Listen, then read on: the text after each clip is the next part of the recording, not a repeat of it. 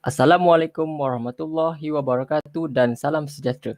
Terima kasih kepada para hadirin kerana sudi meluangkan masa pada hari ini. Selamat datang ke webinar series 5.0 I Want to be a Successful Private Practitioner Part 2 Anjuran Unit Hal Ehwal Pelajar Fakulti Pergigian UiTM dengan kerjasama Majlis Perwakilan Pelajar Sesi 2021 dan SMF Pergigian UiTM.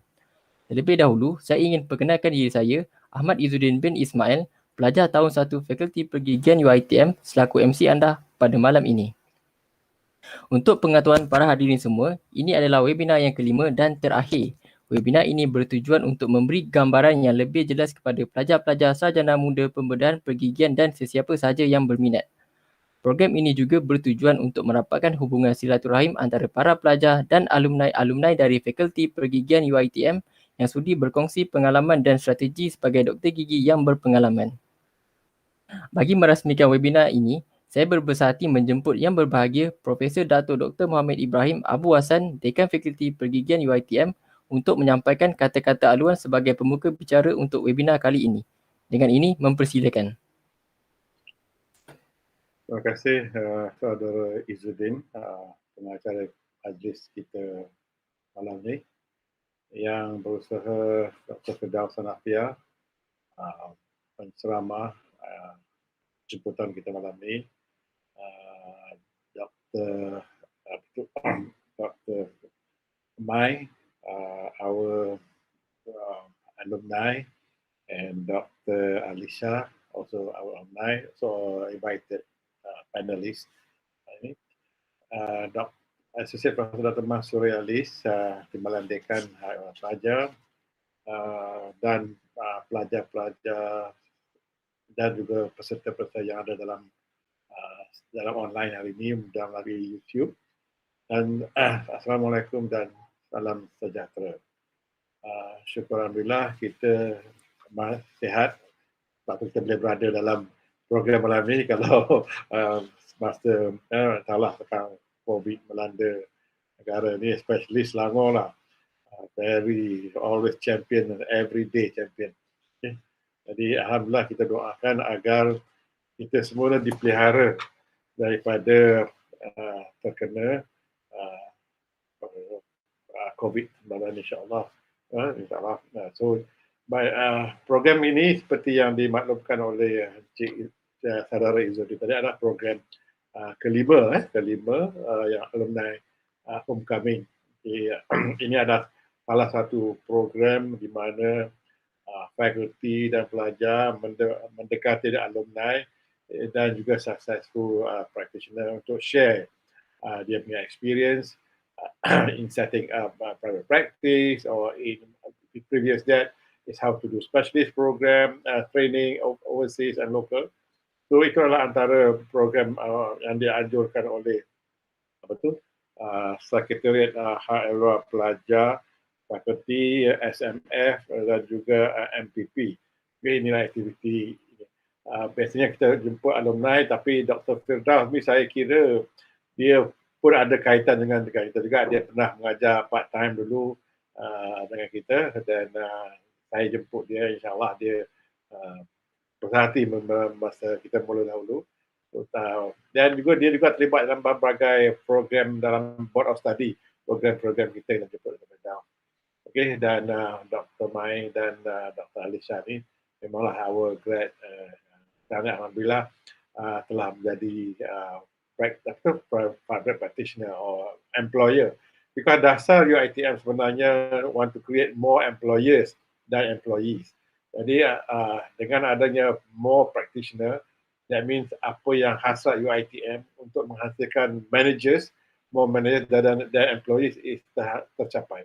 So that's why kita menggalakkan program-program seperti ini. Jadi graduan-graduan pelajar-pelajar kita yang bila melihat alumni atau successful practitioner, mereka akan ada interest untuk membuka klinik lah, atau do join the private practice, getting the right place, the right location, maybe then we can become a successful assessment.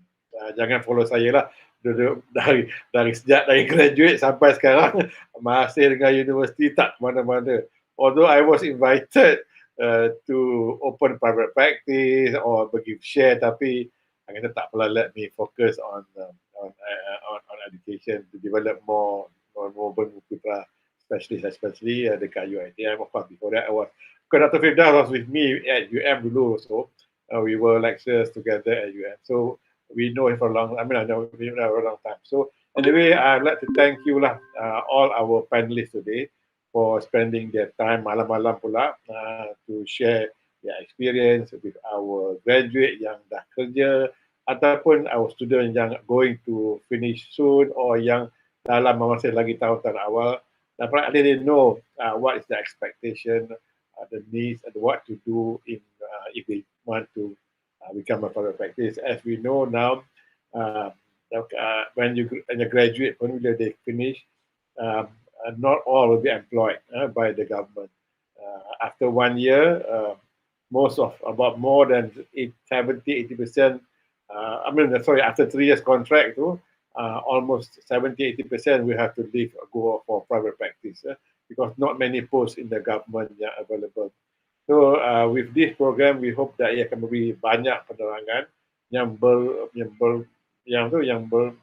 baik, yang boleh difikirkan oleh pelajar-pelajar dan alumni, alumni yang graduate untuk bagaimana untuk become a successful practitioner.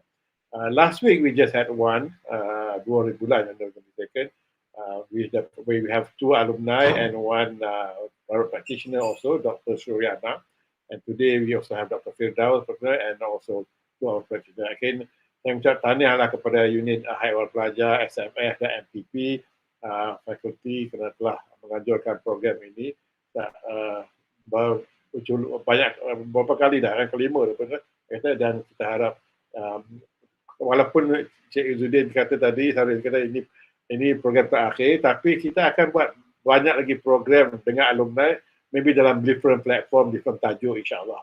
Okay, so I think thank you very much kepada penganjur yang telah menjemput saya untuk memberi sapa atas 2 kata, and terima kasih sekali lagi kepada semua ahli panel, panelis kita malam ini. Sekian, wabillahi taufiq wal hidayah. Assalamualaikum warahmatullahi wabarakatuh. Terima kasih. Terima kasih yang berbahagia Datuk atas ucapan aluan sebentar tadi. Sebelum meneruskan slot pertama kita pada malam ini, marilah sama-sama kita menonton rakaman ucapan dari Presiden Alumni Fakulti Pergigian UiTM, iaitu Dr. Luqman Arif bin Ghazali.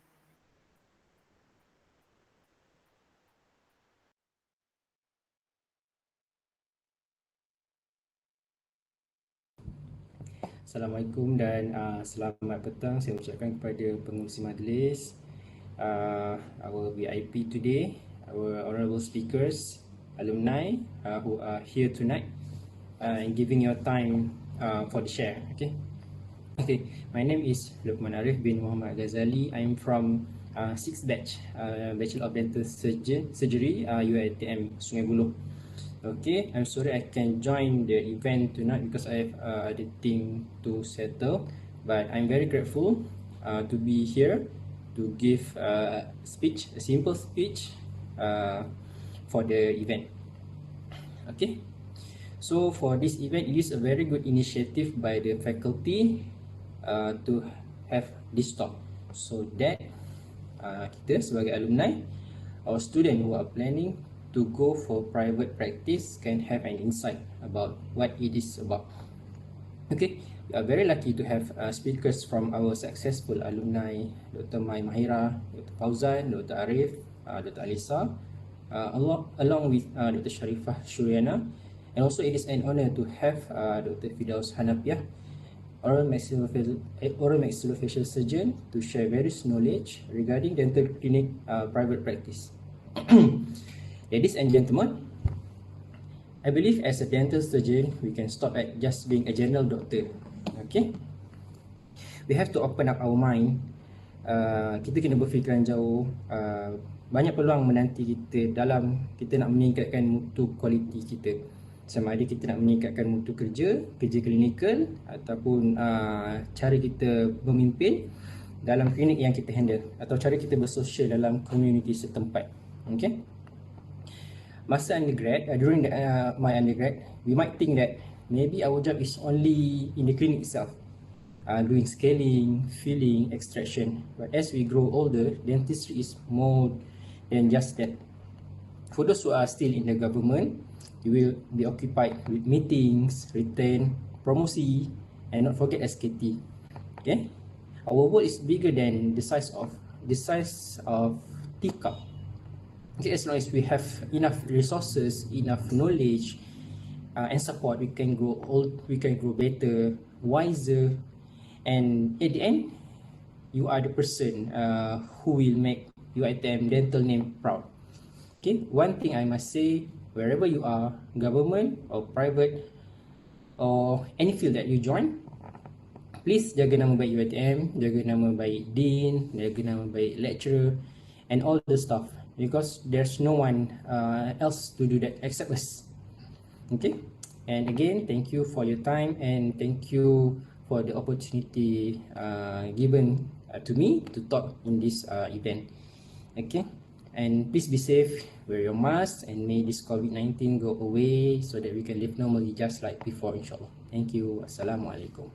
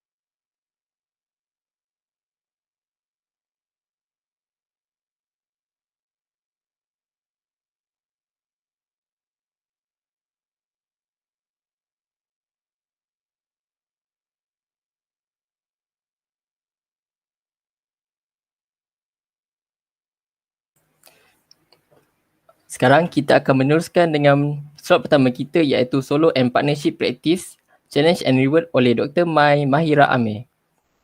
Dr. Mai Mahira Amir adalah batch kedua lulusan UiTM Sungai Buloh dalam ijazah sarjana muda pergigian iaitu pada tahun 2011. Beliau menjalankan perkhidmatan wajib dan specialist attachment di Klinik Pergigian Bangsa, Klinik Pergigian Tangling dan HKL. Hasil daripada pengalaman beliau bekerja di sana, beliau mempunyai pendedahan yang tinggi dalam berkhidmat kepada masyarakat juga perkhidmatan masyarakat awam. Pada tahun 2015 hingga 2019, beliau mula menyertai klinik kesihatan UiTM Shah Alam sebagai pegawai pergigian am untuk berkhidmat kepada staf dan pelajar UiTM. Beliau memperoleh pengalaman bekerja yang sangat bagus dan beliau juga mendapat peluang untuk menyertai beberapa program khidmat masyarakat dan seminar pergigian. Tahun 2020 sehingga kini, beliau membuat keputusan untuk menyertai sepenuhnya sektor swasta di Dental Hub sebagai Resident Dental dan Clinical Management Admin. Dengan ini mempersilakan Dr. Mai. Alright, I share screen dulu ya.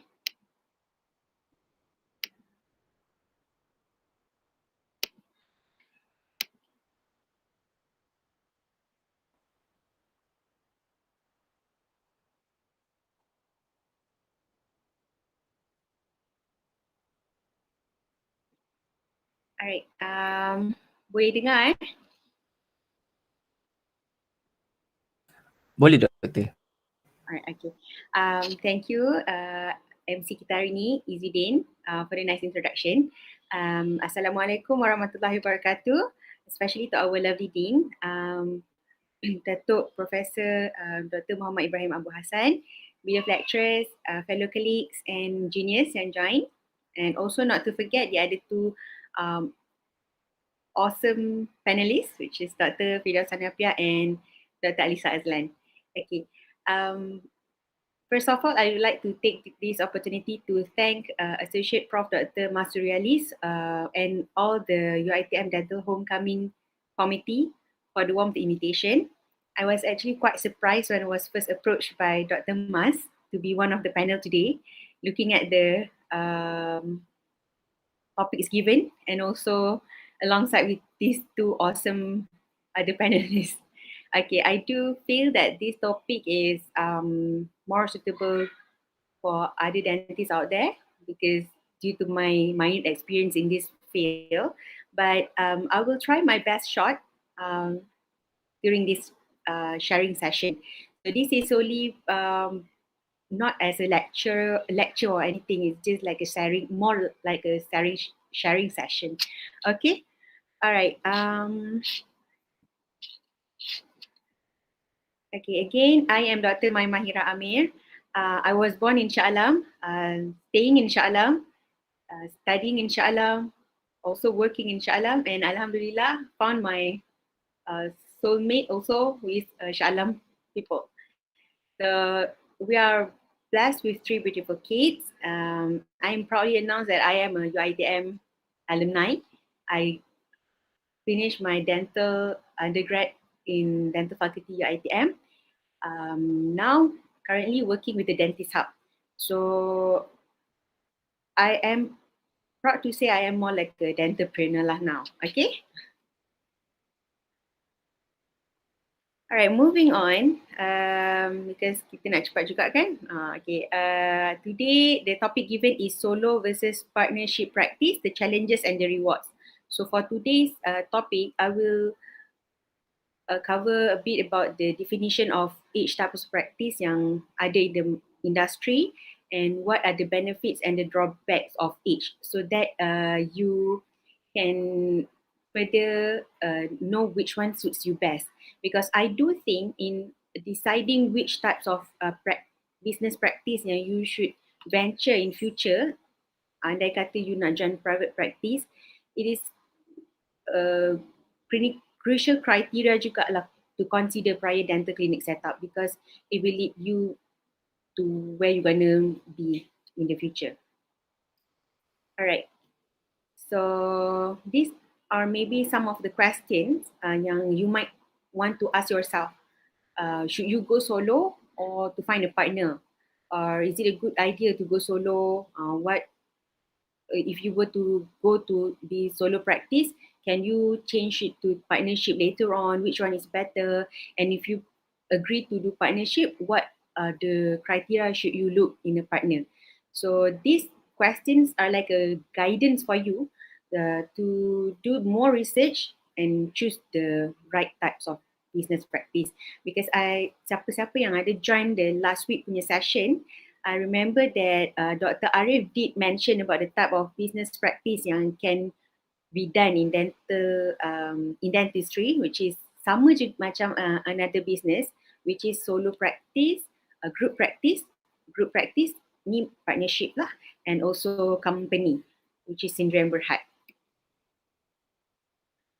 Okay, first we need to just understanding the term of each types of practices. So yang ni is just you can baca on your own, but I just nak clarify the terms of each, which is sole prop. Enterprise ni is a business wholly owned by a single individual.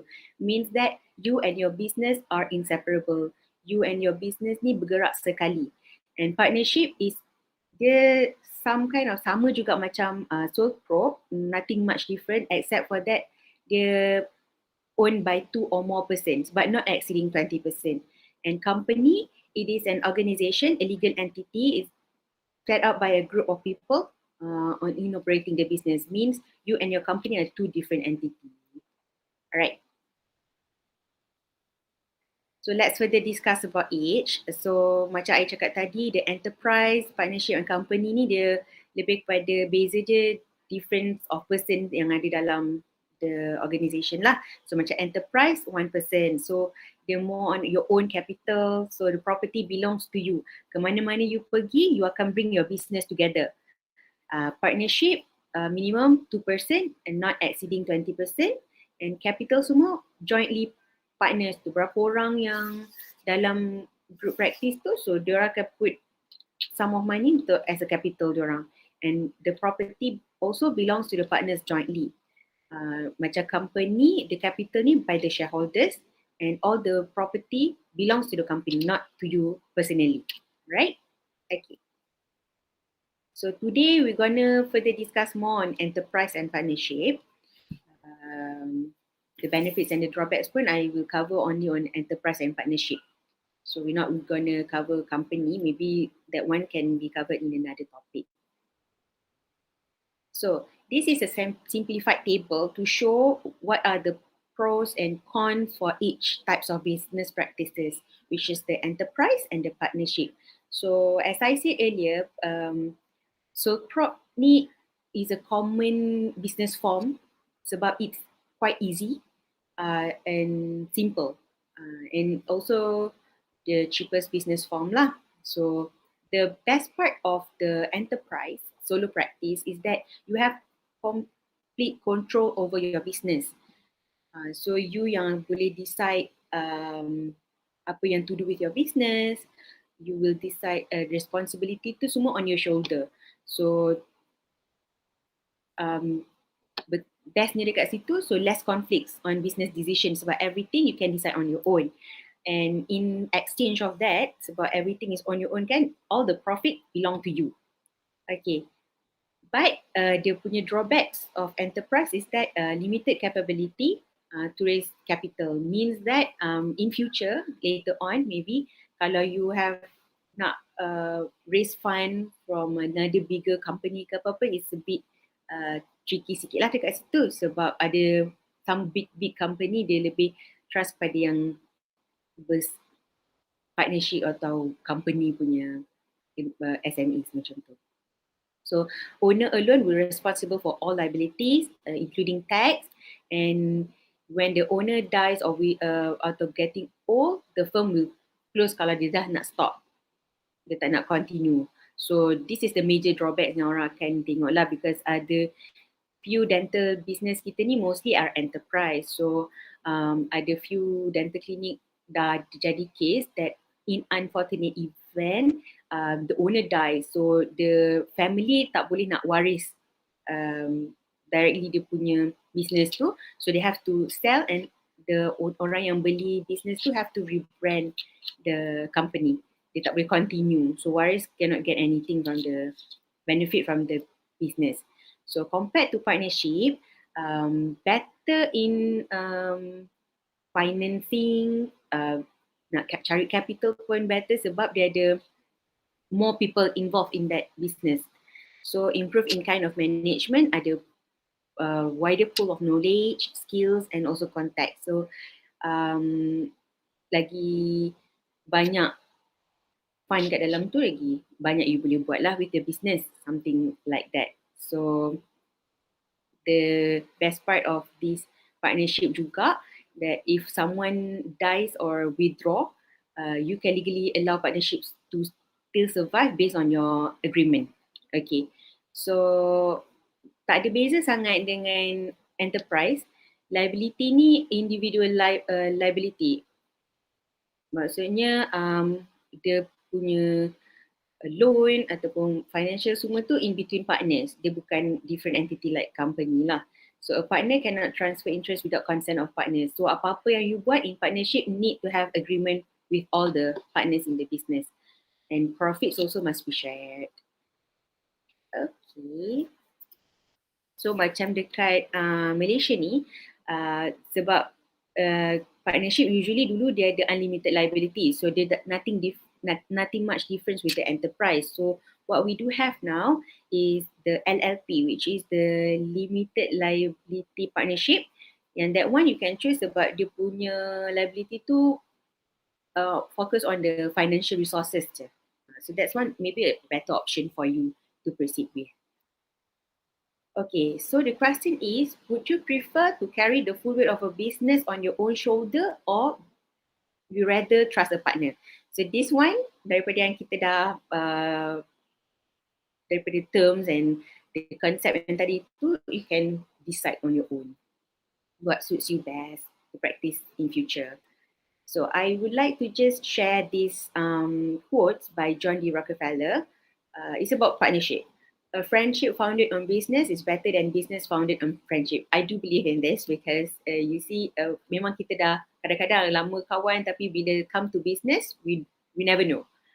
So it's important. for you to choose the right partner in the business. Alright. So in the Dentist Hub, we started as 2 young dentists who decided to be partners in dental business, and Alhamdulillah, we are now a team of 5. So there is a story behind the emergence of Dentist Hub actually. So it started way back in 2014 and 2015, around that time, when Dr. Anas dia menyatakan dia punya hasrat to have private clinic. Hasrat dia actually to rebrand his mother's clinic, which is klinik pergian Dr. Daroya. So the plan is actually to macam nak remodel je lah the business structure. But then, unfortunately, the clinic is sold prop. So as I said, kalau macam anything happen ke apa, you cannot proceed. So that's why we were advised to proceed with another new clinic. So that's how terjadinya the Dentist Hub. But that time, about 7 years ago kan, 6 years ago, I am not ready yet to be his partner, business partner. So I said to him, you just go on first and let me be behind the scene helping as much as I could.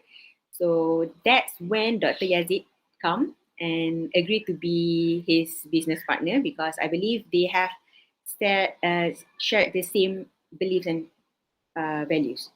And Alhamdulillah, we are still standing here, and inshallah will be further help in menjayakan lagi dunia dentistry dalam private sector ni lah, insyaAllah. Alright, so in partnership, you have to bear in mind, never ever do partnership without a valid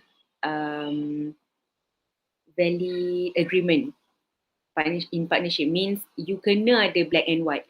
Sebab memang partnership ni kita boleh start up without a legal advisor or accountancy sebab it's simple business. Tapi it's best if you can hire professionals, because diorang can, if anything happen, we have at least a reference. So what should we have in agreement in between the partnership is actually roles and responsibilities, division of partnership, conditions for settling disputes. Means here, for roles and responsibilities, you have a clear cut each partners punya roles and responsibilities. So who does what, and dia punya time commitment macam mana. So itu you have to prior discuss first. Macam jangan tunggu kemudian baru nak discuss. So clear cut everything. And then division of partnership ni means you clearly define loss and profit, and later on nak distribute macam mana, and dia punya loans, asset tu semua allocation dia macam mana. So in this agreement and partnership also, you have to discuss, state also what will be the next step if ada yang dies or withdraw in this partnership. Okay. So in partnership, in anything yang namanya partner kan, the communication is the key. So never, sebab memang partnership, so anything you do memang need to have agreement with both parties. Siapa-siapa group dalam tu mesti ada dia punya agreement. So you cannot decide on your own apa-apa yang you nak buat. So never take for granted, even though we have dah bahagi-bahagikan tugas ke apa-apa, but still always ask for updates, always ask is it okay ke apa in between partners. Never rasa macam dah relax sangat ke, laid back, you okay bagi 100% partners buat apa-apa. Sebab in dentistry usually partnership ni in between dentist and dentist. Alright, okay. And in business, whether it is solo or partnership, there's always struggle. So you will always need to trust the process. Macam something yang might work for others might not work for you. So you cannot hope for that. So you have to try and error. Contohnya macam Dr. Firdaus buat kek ke apa kan, jadi tiba-tiba saya buat kek jadi lepat pisang ke apa. So I have to always try and error. Okay. Okay, conflicts. Yes, conflicts memang do occur. Sebab ada different pendapat, different preference. So bila benda ni jadi, you have to clarify and try to settle it down ASAP. Sebab kita tak nak berlanjutan, sebab business ni kita nak gerak sama-sama. So when conflicts happen, just face it. Sebab I do think bila benda tu easy, we will not grow. Only when we face some challenge baru kita akan grow. Alright? Okay, another thing is outsources. So macam kita dentist business dental business ni, will always be the operational team sebab kita main lebih dengan skills. So patient sometimes will long for our skills untuk treat dia. So we cannot 100% fully macam bagi orang lain do the clinical work. So maybe benda-benda lain such as HR management ke, financing or some marketing ke, you need to outsource. So for the meantime, you don't have to worry. Macam IDAM do have many courses yang very suitable for the entrepreneur. Dia boleh kenalkan kita dengan so many contacts for outsources or many IDAM can help. IDAM is a very good support group actually for all the private sectors. So these are some of the classes that we go to find knowledge besides dentistry. Sebab dental business is not just about dentistry. Banyak benda-benda lain yang you have to learn throughout the way. Alright? Okay, learn everything you can, anytime you can, because we'll never know bila ilmu tu you akan guna. Alright? Never stop learning. So reminder, this is just a take home notes yang you can apply if you choose to be partnership. Basically, in finding a good partner, you need to share someone yang have the same values and beliefs in business. And then to complement each other's shortcomings lah. Bukan nak tunjuk pandai, dua-dua nak tunjuk pandai. It doesn't work like that. And always respect each other sebab semua pun ada pendapat and preference masing-masing. So try to solve any conflicts dengan sebaiknya and be willing to invest in money and time proportionately in between partners. Alright, so work as a team. So bila kita dah berjaya, dah nampak dia punya rewards tu, don't forget to treat your team as well. So it is important sebab in dentistry, kita tak boleh kerja seorang-seorang. We cannot operate the clinic without the help of the team. Nak jaga counter, nak assist kita, we cannot do it alone. So always appreciate your team. And Alhamdulillah, proud to say that we are now expanding. So more branches in Nilai and Setia Alam. So here is some of the pictures to show our panels, our partners in Setia Alam and Nilai. And glad to say bila another milestone for the company now, for our business journey, that we are now a company. We already accredited as a senior berhad. Okay, this one memang after few years, bila you dah rasa business you stable, better option lah. Okay, sebab beneficial for your family also. Alright, so need to always remember how to pamper yourself, pamper your staff, bring along your staff bila dah nampak dia punya kejayaan tu. Alright, so that's all for me. I hope what I shared today give some knowledge for you, helping you decide what to do in future. Give some beneficial knowledge for you, and together we hope that this pandemic will end soon so that we can be back to normal soon, and then I hope that everyone will get better soon, inshallah. So anything you want to ask me, feel free to contact me anytime, anywhere, and I am very happy to help as much as I can. Okay, that's all for me. Thank you. Assalamualaikum. Terima kasih Dr. Mahira Amir atas perkongsian yang cukup menarik sebentar tadi.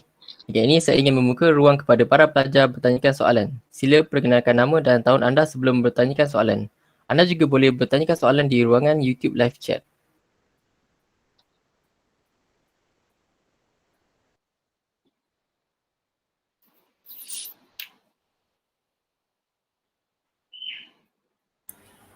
Boleh saya tanya soalan?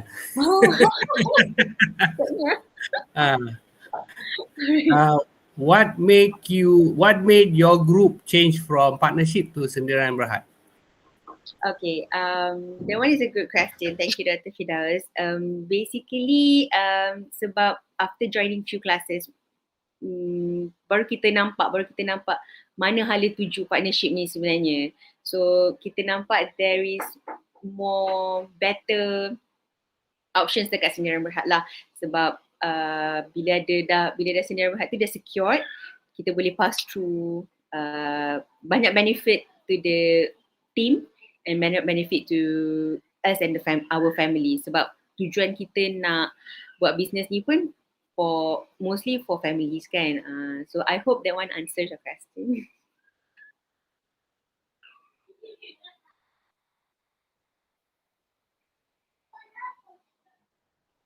Doktor, ada soalan seterusnya daripada Khairul Saleh. Alright. How your business, doctor, during this time? Okay, Alhamdulillah. During this pandemic time, at the first time yang PKP hits us, mungkin masa tu agak cekacik sikit lah kan sebab benda baru. But as time goes on, we are adapting well, insyaAllah, Alhamdulillah. Still survive in this pandemic time sebab ada support group. Kita private sector ni dia ada macam satu group. So if anything yang macam you ada question ke apa-apa, you can always ask for help. All the senior doctors are there to help you. Kita boleh apa-apa yang kita rasa tak sure, just ask for help. And kita saling-saling sama bantu-membantu in this pandemic. And apa pun yang I think yang kita boleh buat sekarang, kita pray for the best and just enjoy moment yang ada sekarang ni. Sebab benda-benda ni nanti kita akan reminisce back. Alhamdulillah, the business are okay so far. Alhamdulillah. Okay, terima kasih Dr. Mai dan terima kasih atas soalan yang diajukan sebentar tadi. Kini kita akan meneruskan dengan slot kedua kita bersama Dr. Alisa Azlan mengenai Surviving COVID-19 Pandemic as a Private Practitioner. Dr. Alisa Azlan graduate dalam senarai dekan dari Universiti Teknologi Mara pada tahun 2017. Beliau juga memenangi hadiah pelajar terbaik untuk pergigian restoratif.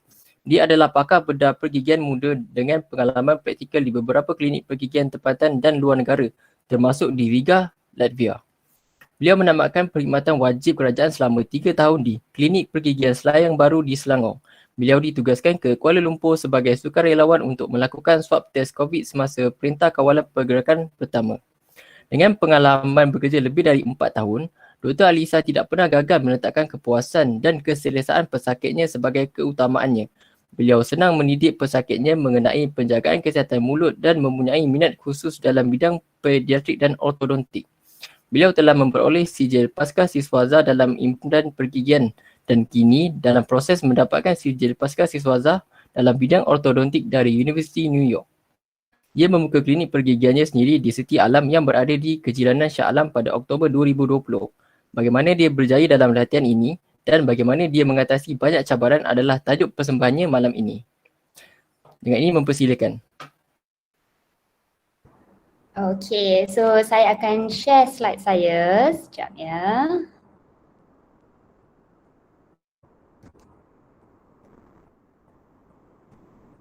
Okay, semua boleh nampak ke slide saya dan boleh dengar ke saya bercakap?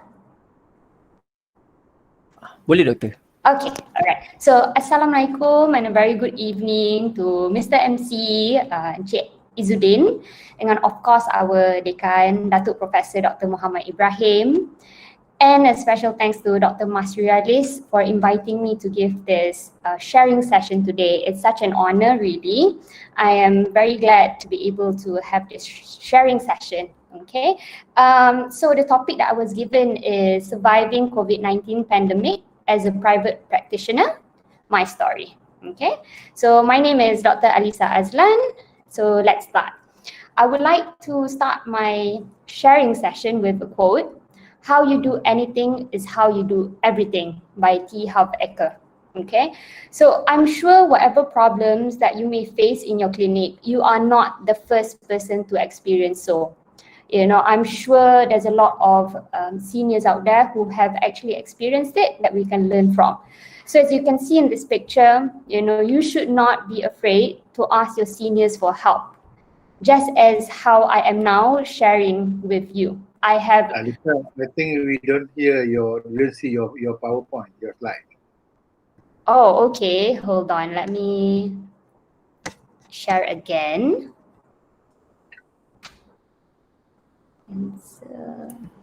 Share windows. Share. Okay.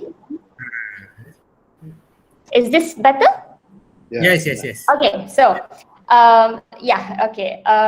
thank you very much for informing me. If not, short sendiri. Okay, so as you can see in this picture, you know, you should not be afraid to ask your seniors for help, just as how I'm now sharing with all of you. I have gained a lot of knowledge and wisdom from my seniors and also my mentors, with Dr. Firdaus Hanafiah being one of them.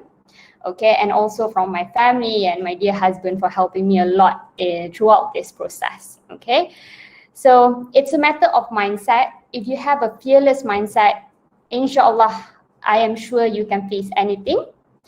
Just like how I faced my fear in 2018 when I went bungee jumping in New Zealand. Okay, so this is a metaphor. Okay. Do not be afraid to do anything. Okay, we need to overcome our fear by confronting it. Okay, so now let's talk about COVID. So during MCO 1.0, I actually volunteered to conduct swab tests at Pasar Borong Selayang. Because I was currently working at Klinik Pergigian Selayang Baru, nearby there was a cluster going on and they needed volunteers. Okay, fear was not in the equation because we were properly trained in the government service on the protocols involved. I was more concerned about doing my part to combat COVID. Okay, so as you can see in the picture, every morning before we start, we were actually being briefed and reminded of the importance of making sure that we do everything that is needed. Okay, so we were actually also taught about the donning and doffing process. So donning is basically putting on the PPE. They bukan simply you put it on, there's layers and layers and which one you should put on first to the last. Okay, and with doffing, before we actually remove our PPE, we would actually get disinfected first before removing. Removing pun dia kena layer by layer, tak boleh simply remove. Okay, so because of all this, I wasn't actually scared lah. Of course lah, ada fear sikit. Tapi because if we do it right, I'm sure it should be okay, insyaAllah. So this is me in full PPE. It was very hot because dia dekat kemah kat Pasar Borong Selayang. Before pakai PPE memang boleh bau lah. Ayam, ikan semua, it was quite smelly. With the PPE on, even though ada kipas, memang tak rasa langsung. And we had to do it from 10 to 4 o'clock during the day. Okay, so this is me. After dah buka PPE, memang basah kuyup lah. Okay. But it was a good experience and I'm very happy to be able to volunteer and help out. Okay, so during MCO 1.0, because I was working in the government still at that point, so I can just share a little bit about how it was. Okay, so we were divided into two groups. So there was group A and group B. Okay, group A will never meet group B and vice versa. Group B will never meet group A. So this was done for, I think, mainly a few reasons, but the first one is for social distancing. We didn't want, 30 of our staff or 40 of our staff at the clinic to meet each other. We had to social distance and clinic pun tak besar mana, jadi they had to split us into groups. Okay, next is also jimat PPE, because at that point we were having a shortage of PPEs, having half of the staff, so we used half of the PPE day by day. So boleh jimat lah in terms of masks and gowns and all that. Okay, and we were only doing emergency treatment. So these are the kind of emergency treatments that we were doing. Nothing else. So agak banyak juga patients that we kena reject, unfortunately. Okay, so here comes the big question, why I decided to open my own private practice in the midst of a pandemic. Because I'm sure the safest choice would be to stay with the government. Gaji tetap akan jalan regardless. Ada patient ke tak ada patient ke, you will still get your salary. But it's not the same in private practice. So I would like to share a few points, okay. Of course, I didn't let fear stop me or paralyze me. I analyzed the facts carefully. So the first reason is that my 3-year contract with the government was ending. Nak dapat permanent ke tak dapat permanent, that was a question. It wasn't certain, we don't know. And even if dapat permanent, there is a potential to be posted at a different state. Dekat Pahang, Hulu mana, there is that potential. So next is that in the government practice, we were no longer doing dental treatment. Okay, nak cakap no longer doing entirely, taklah, we were still doing. But because the amount of treatment that we were doing is so limited, most of us dentists, we were actually involved, kena buat admin work. Okay, so I was actually in charge of answering calls, setting appointment, duduk kat kaunter saringan, check temperature. So I felt like it wasn't productive. A productive use of my training, simply to say lah. Okay, so next is job security. Many weren't hiring at this point. Okay, I know a few dentists that had to let go juga. With having your own clinic, it will make more sense. So next is reassurance that we as a healthcare provider, we are considered an essential service provider. So Alhamdulillah, even with the MCO, we are still able to operate because we need to help people out there, right? So next, because I was setting up my clinic in times of the COVID, I would like to share a bit about the critical success factors in setting up a clinic. So if any of my friends out there yang nak buka clinic, these are a few points that I think is critical. So first is hiring an experienced contractor and setting up a dental clinic. Okay, so hiring not just a simple contractor, dia kena make sure yang dia pandai, pernah set up a clinic before this. Okay, this is because you actually get to save time. So Alhamdulillah, I managed to complete my renovation within a month and a half. Instead of, I know some people yang dia kena sampai 4, 5 months, 6 months. In this time, you can't afford to do your renovation that long because we never know, MCO might happen again in 2 months time, 3 months time, and you have to stop your renovation, but rent still kena bayar because selalunya kalau rent they only give 1 month free. Okay, and not only that, an experienced contractor would know the regulations. Buka klinik ni, kelebaran pintu, kelebaran jalan, everything ada requirement dia. Okay, so an experienced contractor would know all of this as they are familiar with it. My contractor, when we were giving up the floor plan, he actually advised, doktor tak boleh buat macam ni, confirm tak lepas inspection, you have to do like this instead. So that really helped us, and Alhamdulillah masa inspection, when they came to check, within that one visit, terus lepas. There wasn't anything to change at all. Okay, so this is, although kena mahal sikit, but it's worth it, trust me. So next is apply for a credit card machine. Okay, it may seem simple and very obvious to some, but I do know some dental clinics up to today that still doesn't own a credit card machine. Okay, during these difficult times, patient may not have cash in hand, but they might require dental treatment because of urgent matter, sakit gigi, perlu buat rawatan juga. So with having a credit card machine, the patient will pay upfront and they pay installment with the bank. So it helps us with our cash flow. Okay, so next is apply as a panel clinic. Okay, so you negotiate once with the HR department, and all staff of the company are potentially your patients. You know, when you are successful in becoming a panel clinic for a big corporation, it is like buying patients in bulk. Okay, so this really helps your business. So next is I would like to share, okay, what I do to survive and sustain the business. There are a few points, okay.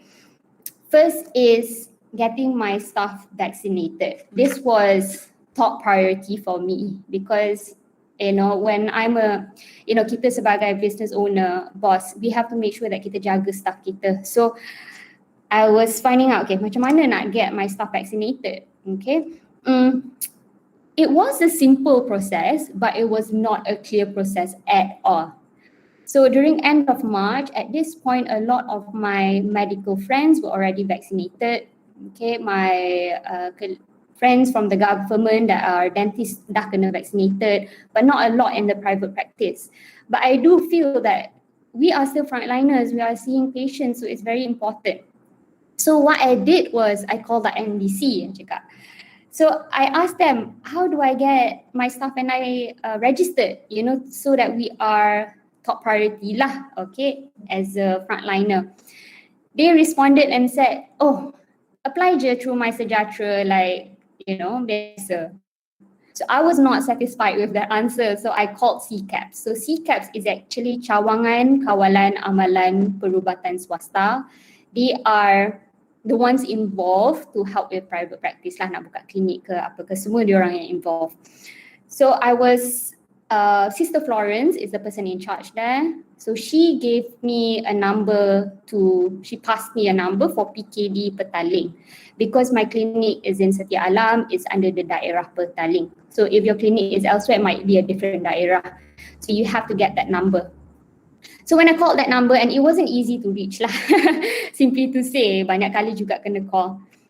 I was then passed to Bilik Gerakan COVID PKD Petaling. So Bilik Gerakan COVID pun I called, not easy to reach, but you know, I was persistent because this was priority for me. And eventually I managed to get an email address, and then they informed, okay, you have to send details of the staff, everything. So I completed that. Alhamdulillah, during April 27th, we were given the first dose date.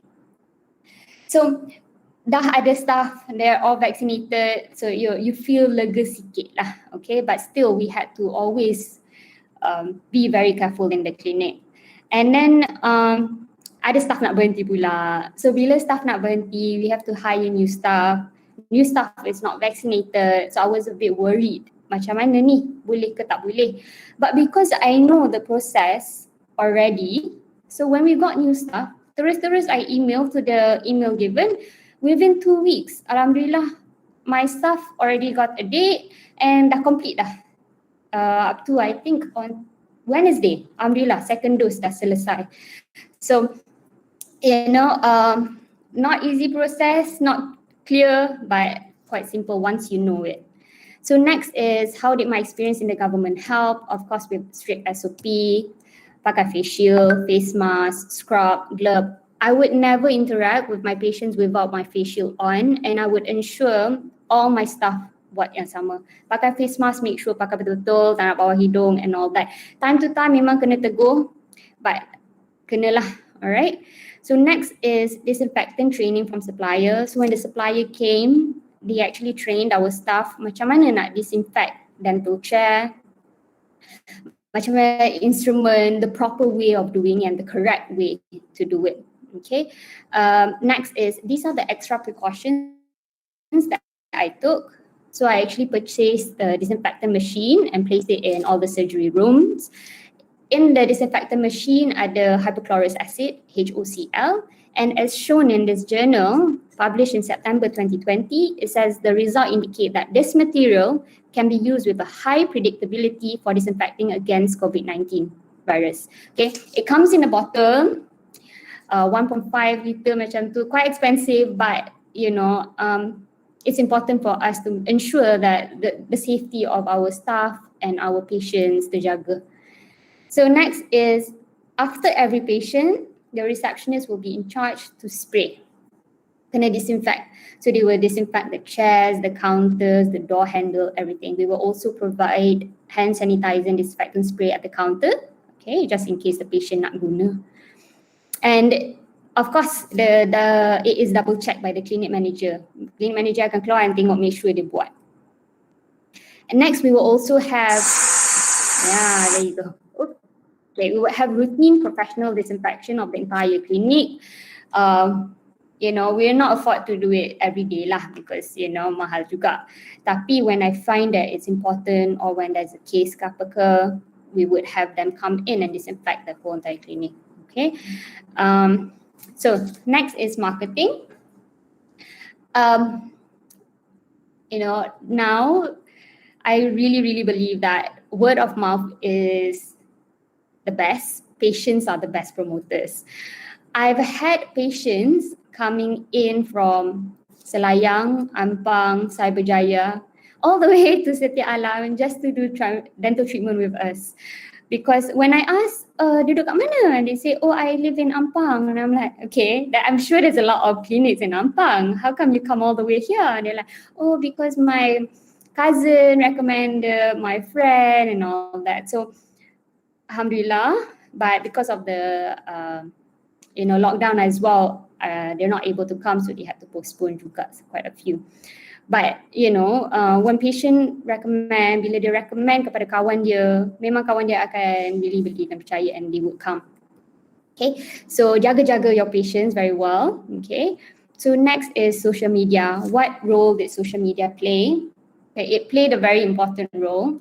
We were able to broadcast and post saying that, you know, during this MCO period, we as an essential service provider, we are still able to operate as usual. So you can see klinik dibuka seperti biasa. So patient knows. So when they see your social media, they tahu, okay, klinik buka. Alright. Not only that, we also posted about, you know, disinfecting our clinic. Kita share some videos. This is to reassure our patients so dia tak rasa macam takut sangat lah. Okay. Next, also, apart from Instagram, Facebook, we also have, this is TikTok. Okay. So TikTok ni I will post fun videos, maybe funny videos or serious videos. And our recent video, alhamdulillah, I think went kind of viral, 21.3K. So this really helps to show patients out there that we are a dental clinic and we are located here, macam tu lah. So next is send reminders to patient, remind patients to come and postpone if they have any symptoms. Okay. So this is an example of our template. Kalau berasa tidak sihat, kami sarankan agar postpone dulu and all that to ensure they don't forget and also to mitigate risk. As soon as they say dia tak rasa sedap badan ke, dia demam ke, dia macam nak flu ke, we tell them, okay, please postpone your appointment. Alright. Okay, so I'm going to share this one case. I think this is everyone's biggest fear as a private practitioner owner. Okay, so this one patient of ours, dia dah pernah datang treatment. So this message is 22nd, 23rd, right?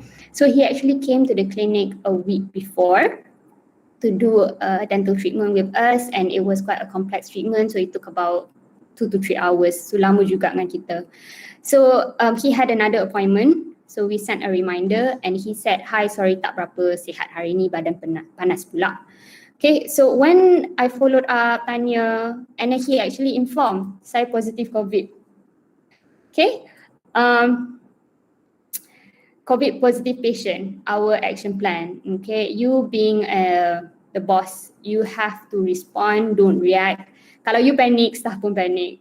Okay, so what we did was immediately we disinfected the clinic, okay, because patient dah datang. Although it was a week ago, we don't know when he actually contracted the COVID kan. So we disinfected the clinic, panggil professional tu datang, memang tak panggil patient lah, kita tutup semua. And then we did a COVID-19 test for the staff involved. So there's 2 tests that we can do currently, the PCR and RTK. Because RTK is not as accurate, although immediately dapat result, I went for PCR instead. Okay, ni pun after consulting with other seniors and the person in charge for this, so we did PCR test. Of course lah, kita lah kena sponsor staff, takkan nak suruh staff bayar sendiri, and it's not cheap. So to have one that dapat result within 24 hours, it's 300 ringgit per person. Okay, but you know, we had to do it anyway. Alhamdulillah, result came back negative. Okay, tapi this is a good point for you to reinforce importance of SOP to your staff. Macam mana you bagi tahu staff, okay, kenapa kita kena spray after every patient, kena pasang disinfection machine. Kadang-kadang staff lupa, we have to remind them. So we have to tell them this is very important, okay? Because we were doing the proper precautions, alhamdulillah result came back negative. It's not just by chance, it's because we are doing all these steps to prevent. Right, so next is we provide letters and reassurance. Okay, so bila patient nak datang, dia takut ada roadblock ke apa ke, so we provide them with letter to show. And also because you know klinik gigi ni kalau patient sakit gigi takkanlah polis tak bagi, lalu memang akan bagi. Alright, so far there is no problems. So next is you know during the difficult time and PPE pun sangat-sangat mahal, so we have to find ways to reduce costs. So one of it is to actually bulk purchase. Alhamdulillah, now Artisan Dental Clinic ada 4 branch in total, 2 in Kedah and 2 in Selangor.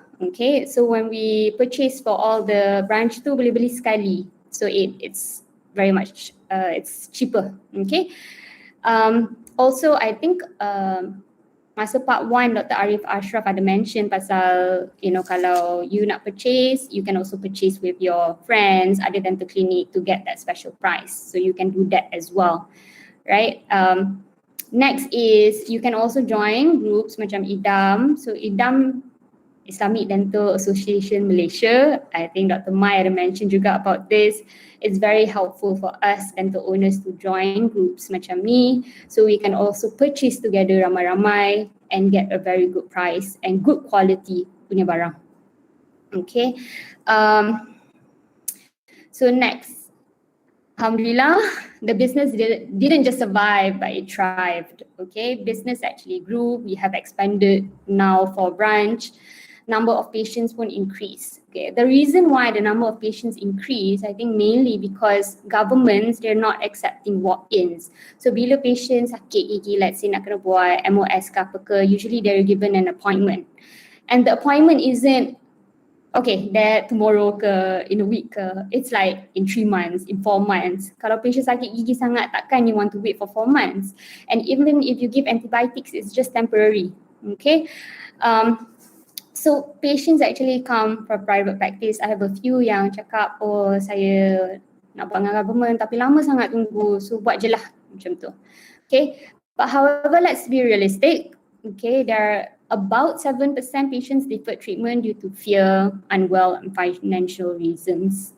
Okay, so this is my conclusion. Okay, there will always be patients needing treatment.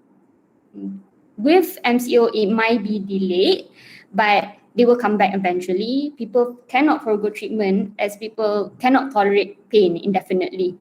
I've had a patient who actually came, gigi dia lubang sahaja, but because of MCO, they kena defer the treatment. Tunggu lama-lama, eventually when they came back, tak boleh buat simple filling. They needed to do RCT instead. So, you know, this is one of the effects lah kalau kita delay dental treatment too long. Instead of needing just simple filling, needed RCT. Instead of RCT, we'll need extractions and so on.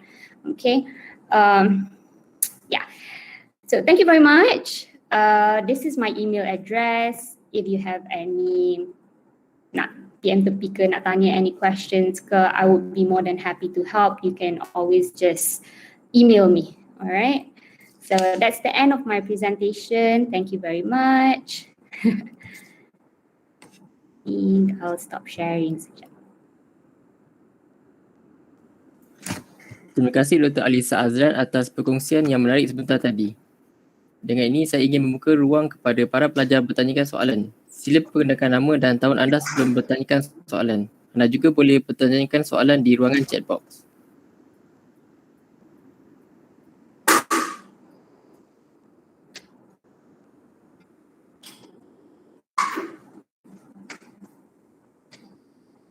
Doktor ada soalan daripada Okay. Husna. If you don't mind, can I know which contractor you choose for your clinic setup? Thanks. Oh, okay. Sorry to my if you can hear my clock because it's ignore je, okay? Okay, so the contractor that I use, dia bukanlah big company.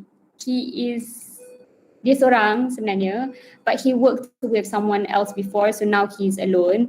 So if you want to know the name of the contractor, if you want his contact number, email me. I will be more than happy to share it with you. Dia simple man, dia datang pakai cikai-cikai, tapi he's really good, trust me. Doktor ada soalan seterusnya daripada Okay. Farah Diana. Salam doktor, I'm Farah final year student. Thank you for the nice sharing. I would like to ask about what if patient needs treatment but can't afford to pay at that time? What did you do? Okay, so first of all, kalau dia ada credit card, they can actually do installment with the credit card. If the patient doesn't have a credit card, we actually provide macam financing. We have a company that we work with that provides financing for these patients. So dia boleh buat up to a year, 2 years, 3 years, so dia boleh bayar slowly. So we actually did that initiative supaya patient kita always have an option. So we can go for that. You know, as long as you're above 18, you're able to register to get that installment plan.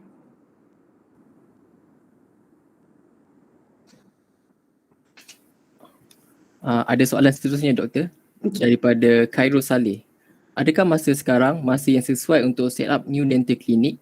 Perlu joint venture dengan experience dental or go solo? Okay. Thank you for the question. Good question. I would say go for it kalau you nak buka dental clinic, but make sure you do the proper planning. Okay, and make sure you get advice from people yang dah pernah, supaya you learn from their mistakes, you don't make the same mistake. Because during this COVID time ni kita tak nak make any mistake kalau boleh, you know, we never know what might happen tomorrow and all that. Selain daripada tu, I would say that, you know, as a dental owner, don't be afraid kalau ada klinik buka kat sebelah ke, kat bawah ke, kat atas ke, because, you know, this is what we call business cluster, and based on the mathematical equation called Nash equilibrium, do not worry, because having nearby clinics would actually help with your business. Because kalau patient kat bawah pergi, dia datang nak pergi dental clinic, and appointment are full, and then they see your clinic, they will go to you. You know, so in a way they're actually helping push out patients, because you know, because government tak accept sangat, memang there is a market that patient perlukan treatment, so they would come to you. What was the question? I think there was 2 parts to the question kan. Dia tanya good. Perlu joint venture. Nah, joint partner. Joint venture. Okay. Joint venture is a good idea juga. Let's say kalau ada klinik yang macam nak buka, you join together, you open, so you share the risk. You tak seorang-seorang lah. Okay, it's divided equally. So that would be a good option. Okay, doktor, ada soalan lagi daripada klinik pergigian Kausa. Hi doktor, how you manage your clinic at other state? Okay. I am not alone. I have business partners. And I have 2 business partners in Kedah actually. So they will help with the Kedah branch. And 2 business partners is here in Selangor, my husband and myself. So we will be in charge with the clinics here. Terima kasih atas soalan yang diajukan sebentar tadi. Dengan ini saya ingin menutup ruangan soalan. Kini kita akan meneruskan dengan slot ketiga kita, iaitu Gearing Up Your Private Practice for Dental Tourism oleh Dr. Firdaus Hanafiah. Dr. Firdaus Hanafiah adalah salah seorang graduat lulusan University of Otago, New Zealand pada tahun 1990. Beliau kemudian kembali ke Malaysia sebagai tutor klinikal di Department of Oral and Maxillofacial Surgery, Fakulti Pergigian Universiti Malaya. Pada tahun 1993, beliau menjawat jawatan sebagai part-time honorary senior house officer Eastman Dental Hospital, University College di London. Pada tahun 1996, dia menamatkan pengajian MSc dalam oral surgery dan Eastman dan juga dianugerahkan fellowship in dental surgery dari Royal College of Surgeons England. Beliau sekali lagi kembali ke Malaysia sebagai pensyarah di Department of Oral and Maxillofacial Surgery, Fakulti Pergigian Universiti Malaya.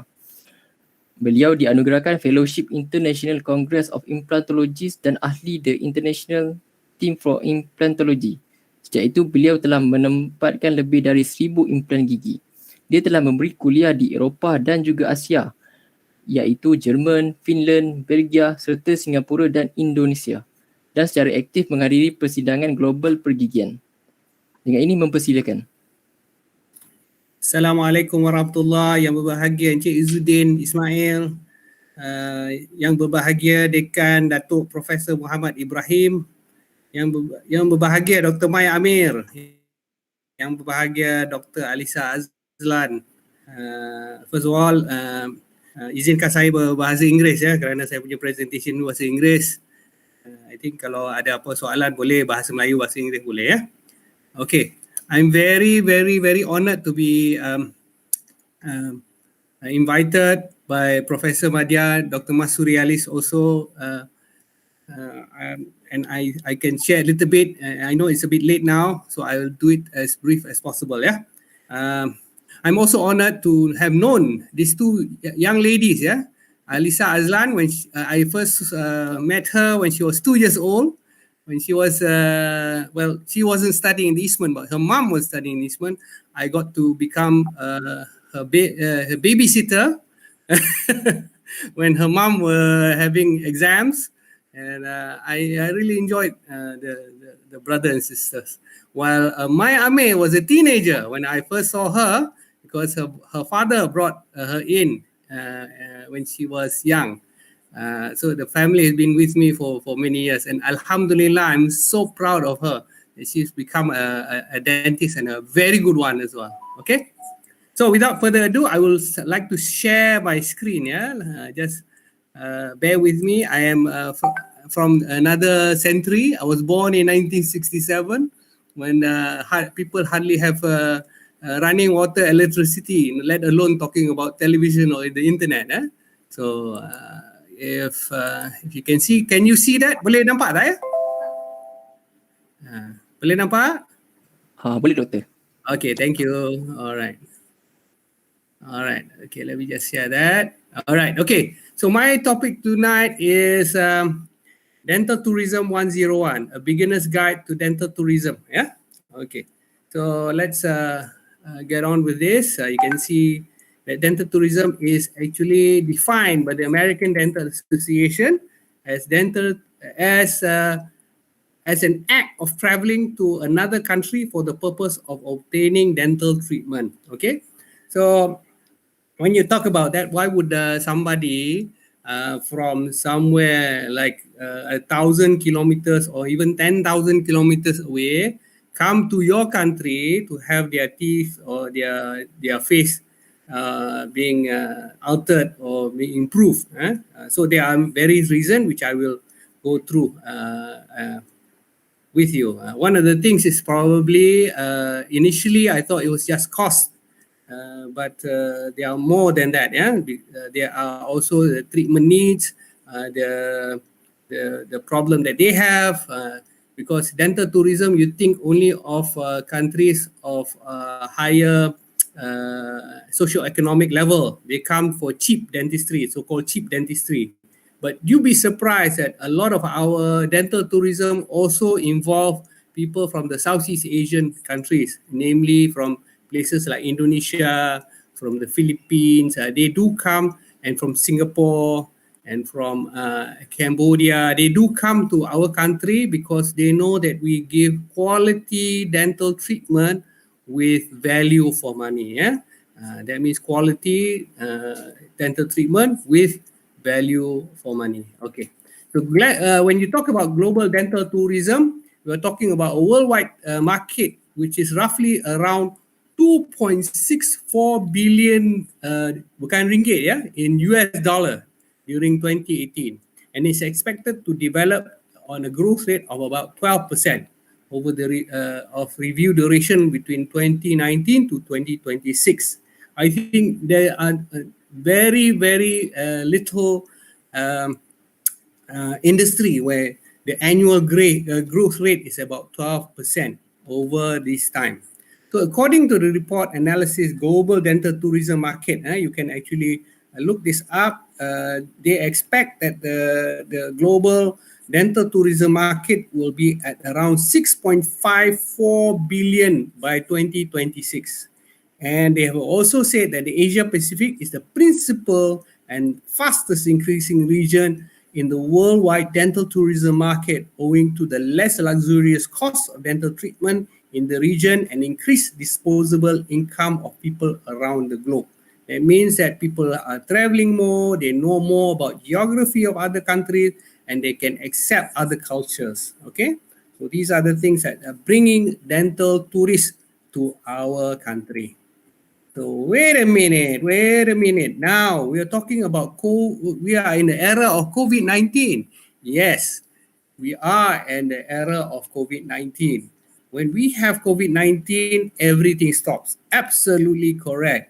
We have not had dental tourism for the last 1.5 years.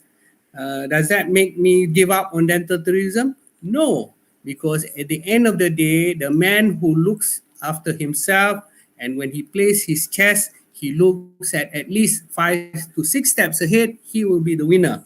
And therefore, you should look into your clinical acumen or your clinical future by looking at 5 to 6 steps ahead. Because this pandemic, I am confident, inshallah, this pandemic will end soon with the introduction of multiple vaccines.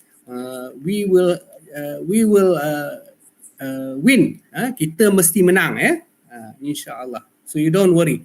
So look ahead, be positive in combating this morbid virus. So inshallah we will win.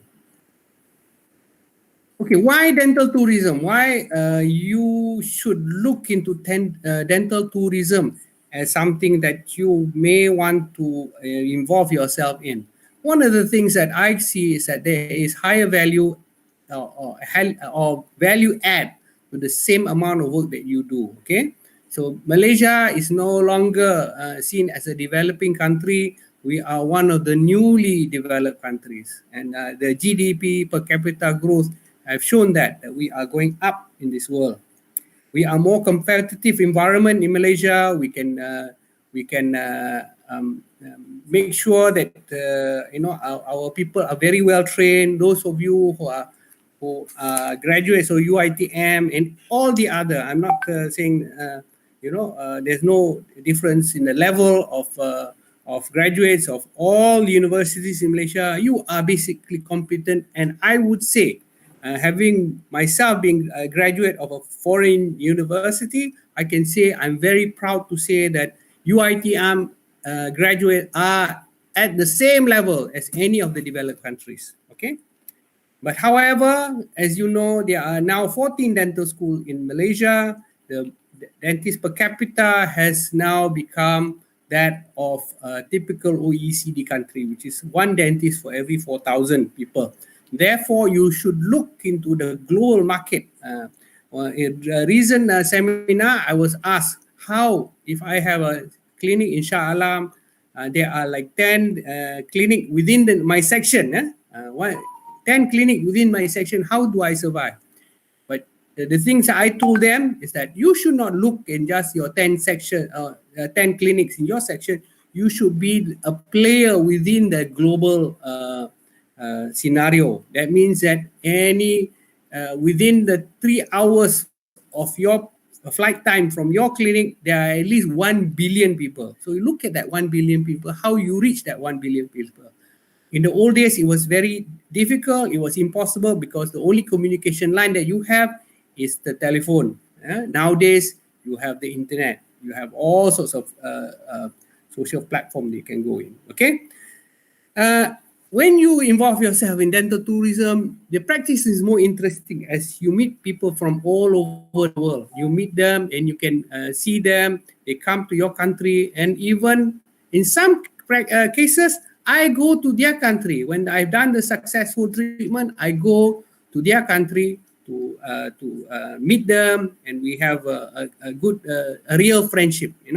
My patient comes as far away as Estonia in the north, west to Washington DC, east all the way to Japan. So I have many patients which have become from patients to real friends. Therefore, yes, we can do the dental tourism in Malaysia. International patient wants to come to Malaysia. Why should they come to Malaysia? Malaysia is a nice place to visit. Geographically, Malaysia is centrally placed between the great centers of civilization. I'm talking about we are near Australasia, which has around 40 million people between Australia and New Zealand. On the east, we have Japan, which has at least 130 million people. We have Southeast Asia, which have at least 600 million people, and the Near East, which has another 100 million, and of course Europe, which has many more million. Yeah. So these are the people we look in, and how we can actually, get open communication with them. Okay. Malaysia is also affordable. Everything from hotel to transport, hospitality is tip-top in Malaysia. Nobody has given a bad name of Malaysia. Malaysia has nice people and nice and a good culture. Also, of course, people come to Malaysia because they love the culinary experience. Absolutely beautiful food. You ask any people who come to Malaysia, they say, what can they remember? They remember the people, they remember the food. Yeah. Why is dental tourism possible now? The rise of the internet, as I said before, is the main possibility of why we are now at a juncture where we can actually capture the world market in dental tourism. The rise of Facebook, the rise of Instagram, and the rise of TikTok. Okay, my wife said, don't go into TikTok because I don't do very nice dance on this TikTok. So I think I'll just stick with my Facebook and my Instagram. Yeah. And also we have third-party promotions. Yeah, people who actually look into finding patients for us, such as Medical Departure and other organization which promotes medical and dental tourism. The other thing about dental tourism is that we can promote it even better than medical tourism. Why? Because medical tourism means that people who come to see us are basically people who are not well. People who are not well are not willing really to come thousands and thousands of kilometers. But people who are doing dental tourism, who wants to have their teeth done better, they would come to us because they're basically well, but they want to get better.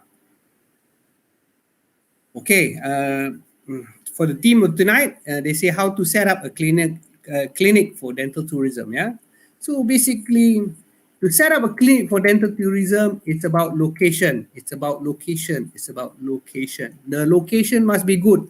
The location must be where it's easy for the tourists to come to. It's convenient for them as a stepping point.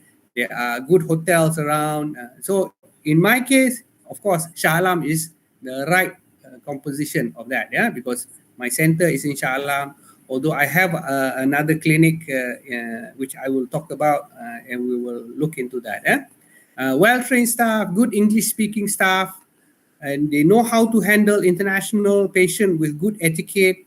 They can help them with other issues that may not be related to dentistry, such as recommendation, where hotels they should go to, what food they should eat, where to go when they're here. When I'm in Shah Alam or in KL, where should I go? Yeah. So your staff must be well versed. They know where to attend to. They can talk about bringing taxis, getting them apps for travel, such as Grab. And in fact, some of our patients who comes here, we will even arrange SIM cards. And if they don't have mobile phone, we will give them for their duration, a mobile phone that they can use to get around. We can also work with third party to assist the patient, such as local and international travel agent. What you don't want in your clinic? What you don't want in your clinic? I want a clinic many years ago which wanted to promote dental tourism. So we had a good discussion. I had an inspection. Lo and behold, I discovered that the old clinic did not have a sitting toilet. So a squat toilet is not the way to go. Okay, so you need something that culturally is acceptable to the dental tourists. If you are getting tourists from Japan, China, Korea, it's good. It's okay. But if you are coming from New Zealand, United States, they don't know anything about squat toilets. Yeah, you must have a presentable clinic. You can't have an old chair. You must get it at least presentable. You must have the not the latest, but reasonable amount of equipment that they can use to furbish.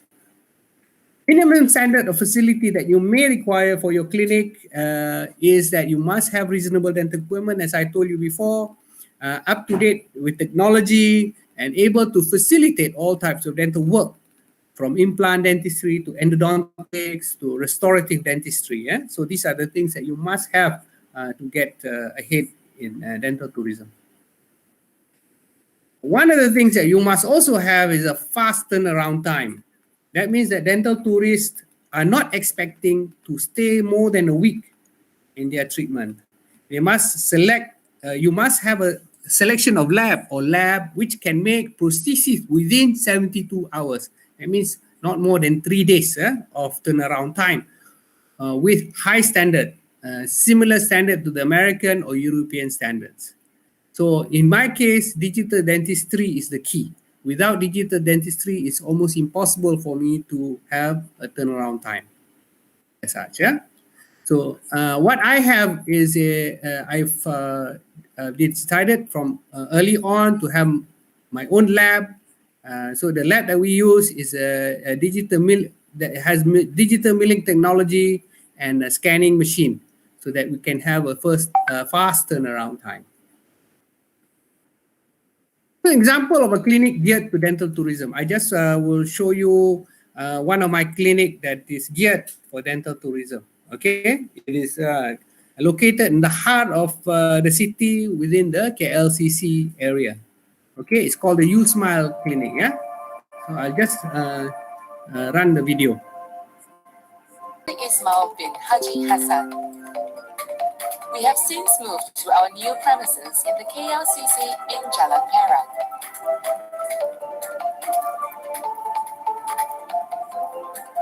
Introducing our doctors. Can you hear? Our clinic can offer you a variety of treatment to achieve the ultimate dental wellness. These include the latest digital solutions that is at par with treatments offered in Europe or America. We offer general and routine dentistry for the family, such as scaling or cleaning teeth. We also offer whitening of teeth, as well as normal fillings and teeth advice.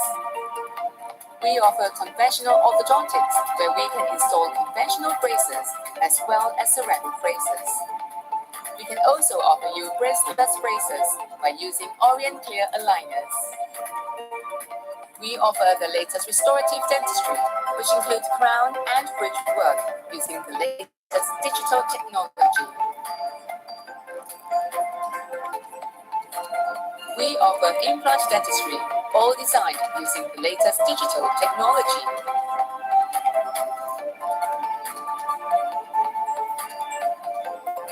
Experience the next level dentistry with us.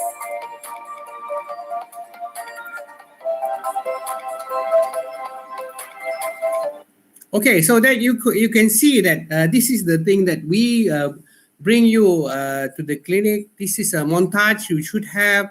You should have a nice website so that you can introduce these things. One of the other things that you can do is also the WhatsApp for business, which is a really good application where you can actually talk to your patient even before you meet them. because most people in America, in Europe already have this WhatsApp communication. Yeah. So moving on, what is the biggest asset of all really in dental tourism? Is actually the doctor. Okay, the doctor, as a doctor in the clinic that wants to do dental tourism, you must prepare yourself for dental tourism.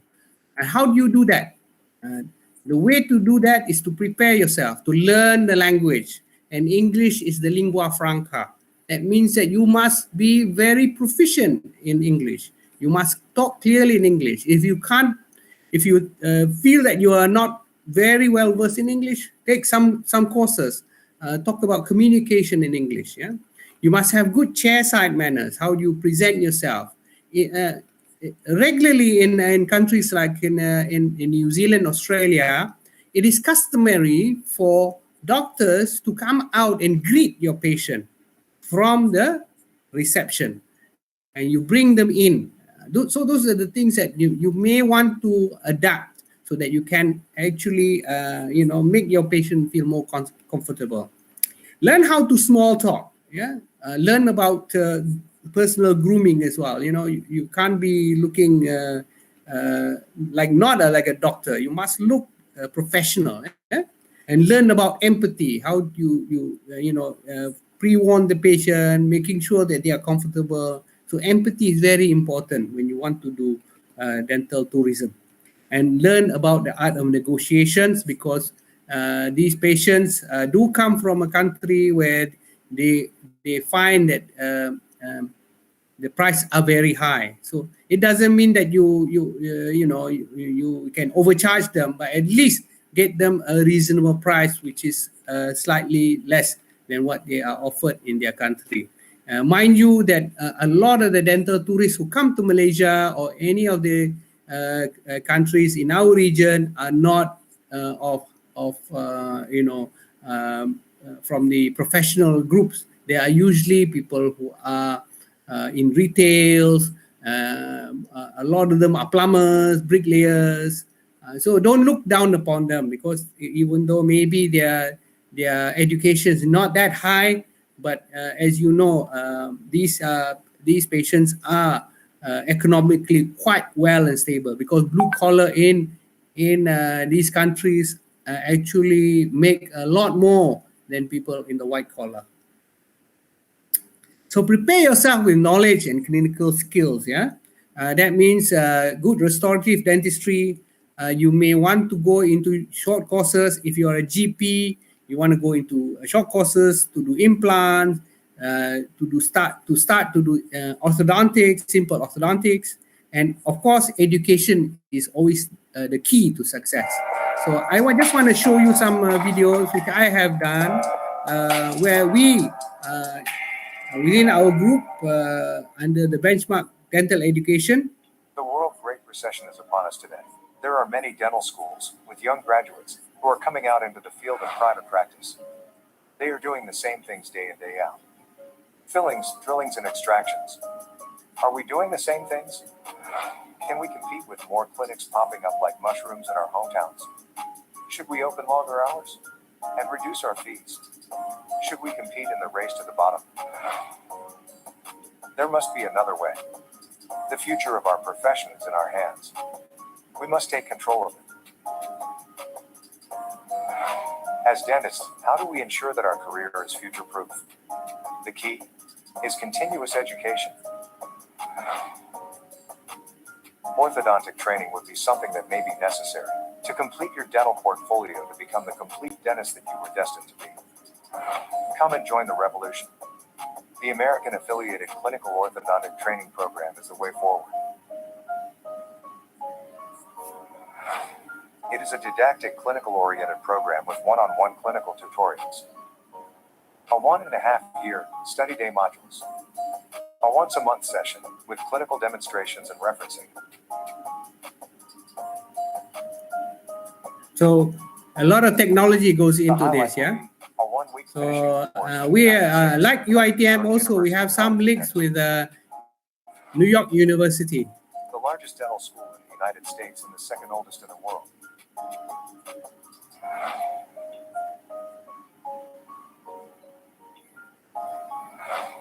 fellowship certification with the Malaysian Orthodontic Practitioners Association. Both Graduates will GP also- and specialists have come to our courses.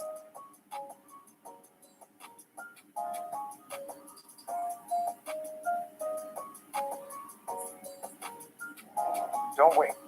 Do it now and enroll in the American affiliated clinical orthodontic training program now.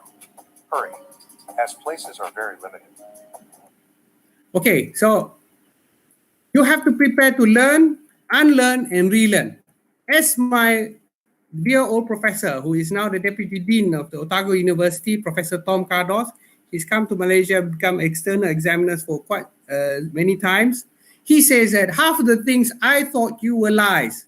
However, I don't know which half is the lie. That is for you to find out. And that's why it's very important that we go in for continuous dental education so we can actually look into what is updated. Because knowledge in dentistry is not dogma, it's not a religion. Rules that were not carved in stone. So these are the things that you must go in because the knowledge is very fluid. Okay, I'm just going to show you some examples what dental tourism means, yeah? So look at this case. This is Mr. David, who is a dental rag, a 69-year-old man from Queensland, a military veteran, who was very embarrassed when his teeth were looking something like that. He was a smoker. He wants something better. He can stay in Malaysia for 1 week, but can come back 3 months later. This is something that he one of the requirements. So in terms of treatment plan, he can afford 5 implants. We formulated a treatment plan, complete extraction for his teeth, immediate dentures. All teeth were surgically removed and 5 implants were placed in the lower arch immediately under general anesthesia. And one of the things that the dental tourists, especially Europeans, Australian, New Zealanders, they can't, their pain threshold is a bit lower than us. So you must take them more gently than the typical Malaysian, yeah. So he would go on for full immediate dentures, and then he went back to Australia. So 3 months later, he came back. We've already done the planning. We did a custom abutment for him, and we cemented a cement type PFM bridge as a retention, as an implant as a retention force, yeah. So the obligatory before and after pictures, you can see before and after. He has those implants in the lower, full bridge, and a full denture for the top. So he's a very happy man. He will come back, he says, after the COVID-19 and then spend more time in Malaysia. Another case I want to show you, a quick case, is a lady who presented with me to me looking like this. She's a European lady with worn out teeth. She had bruxism as a child. She drank a lot of Coca-Cola, had a history of erosion and nutrition. Currently wearing preventive occlusal guard. She's aware of her problem, not happy with the teeth and facial appearance.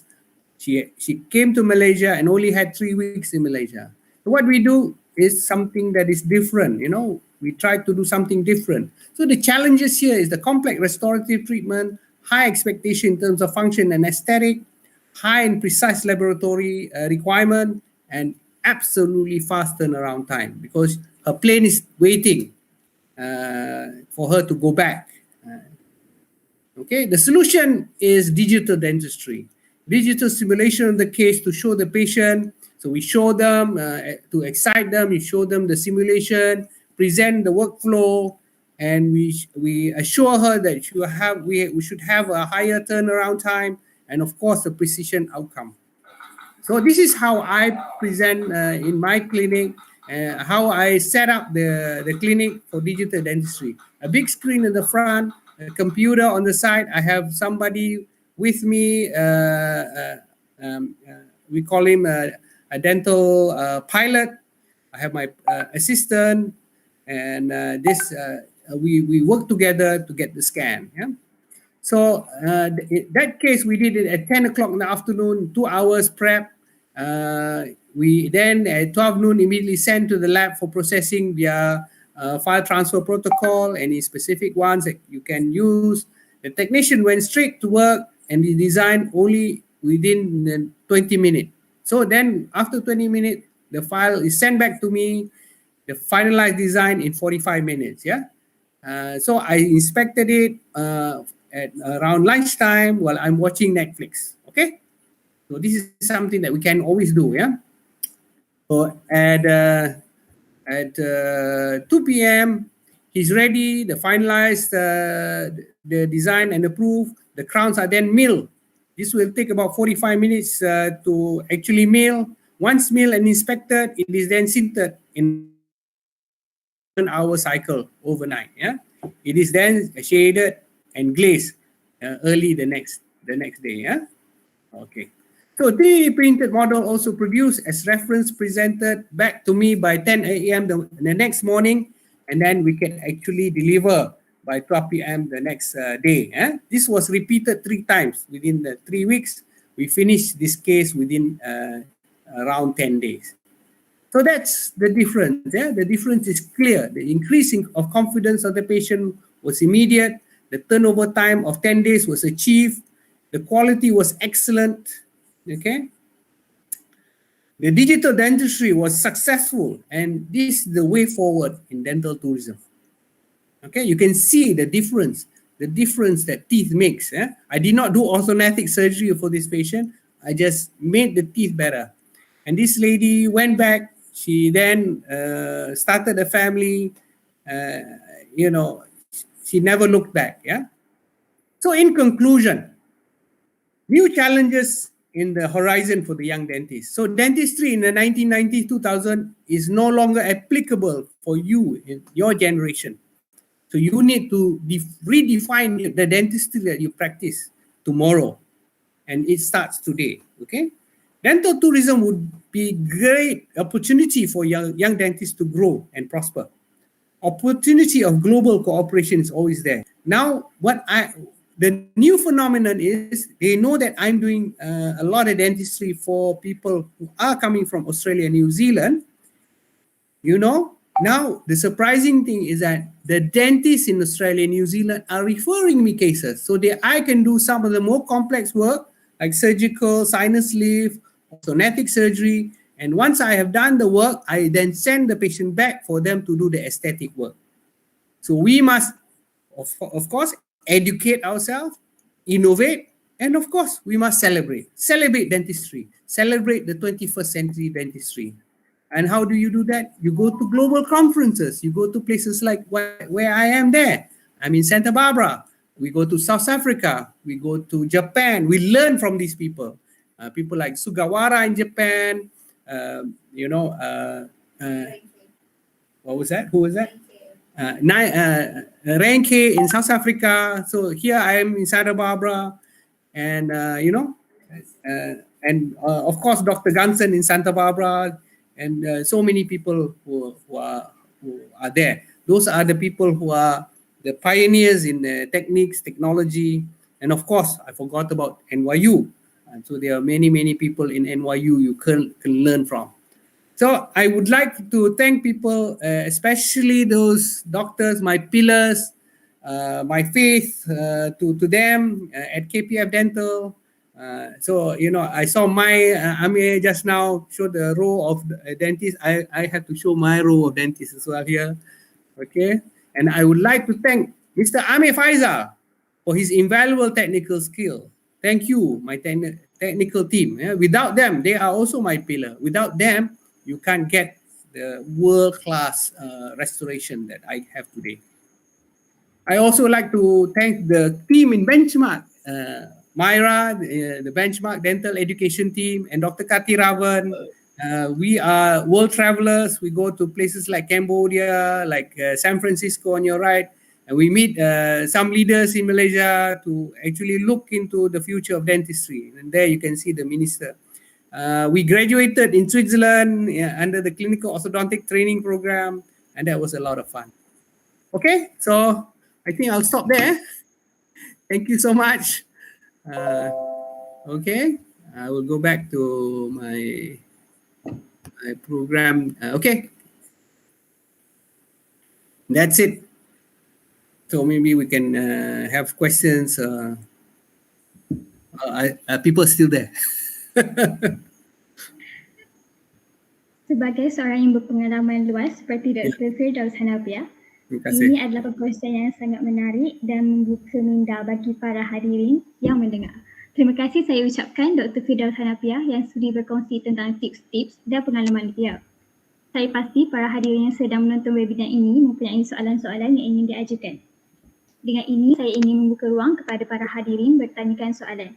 Sila perkenalkan nama dan tahun anda sebelum bertanyakan soalan di ruang YouTube live chat.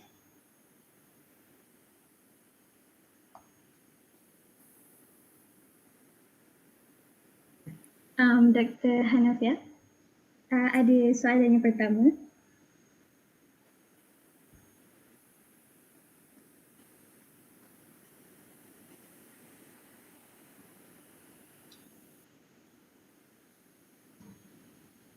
Okay. Okay. Dr. Firdaus, soalan yang pertama adalah daripada Husna Izati. Hi Dr. Firdaus, can I know which platform do you use to market your clinic for dental tourism? Thank you. Okay, what I do, I work with Google. Google is the best platform. So what I do is I work with Google. I do what you call software enhancers. Yeah. So we contact Google. We put in their sort of marketplace, and they will put us up on search. Okay. The classic example, even I think Alisa heard about this. It was a guy who had a toothache, and he went to the dentist in London. He was on so he was told that he needed to have his teeth removed because there's no way that it can be safe. And at the same time, he said, what was the option? So the guy said either bridge or an implant. And then he saw the price of implants in London, and he was quite surprised at the price. And then what he did was he Googled us because he knew that he was coming to Malaysia. So when he Googled us, and he said, Malaysia Dentist came up. So that's my website. Yeah, it's called malaysiadentist.com. So the name is very important. So if you are putting up Malaysia Dentist, you should something that something is catchy so that it becomes a keyword. Yeah. So my website is called malaysiadentist.com. So he contacted us through that. We exchanged email, and then he came and he had his implant done. The other way is through, as I said before, the other platform is international organizations such as What Doctor, okay, Which Doctor. We have also Dental Departure. Those are the international organization that promotes us overseas, and then we are introduced to the patients through there. The third is actually MHTC, Malaysian Health Tourism Council.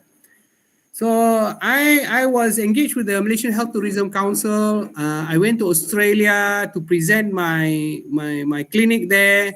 I went to the Jarvis Center in NYU. They had the Global Medical Tourism Conference, a huge conference. We were in New York in 2013, yeah, 2013.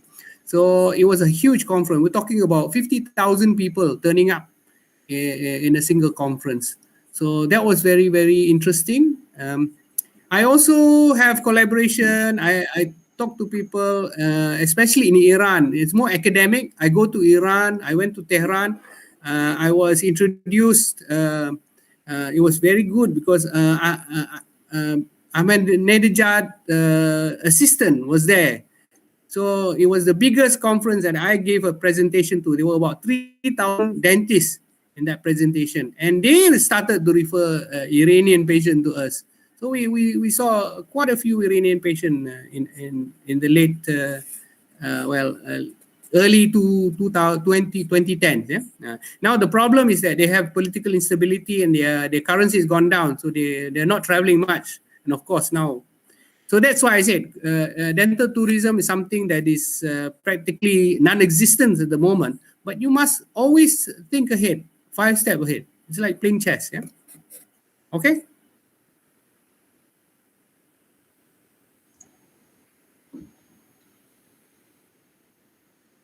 Thank you, Dr. Firdaus. Here we have another question. So the next question is from Muhammad Shah. Salam, Doctor. How do you see the future dental tourism in Malaysia with the current situation right now? Okay. I reckon that dental tourism is going to blossom. It's like when you have big floods or volcano. Okay, so you have lava coming through, yeah? So what happened after the volcano has died down? There's accelerated growth because the thing is that there's a lot of good soil. Same with this COVID. When COVID goes away, okay, I'm a student of history. I studied the 1917 to 1920 great Spanish flu. They call it the Spanish flu. So what happened after the Spanish flu? Okay, in fact, if you know about the Great War, World War I actually was stopped because of the flu. The flu literally stopped the war because people were dying in the trenches. They were not dying because they were fighting each other. They were dying because of the flu. The last so-called COVID. Okay, because it was still it was a viral. It's a Spanish flu. So what happened is that after 1920, when the virus went down through natural immunity, in those days they didn't have a vaccine. Millions of people died. You know, it's no joke. It's not like what we have today. Okay, we have 1,000, 2,000, 3,000. Maybe we have a million people worldwide die. Did you know that the Spanish flu killed more people than World War I or the Great War? It means more than 100 million people were killed by the flu, okay, the Spanish flu.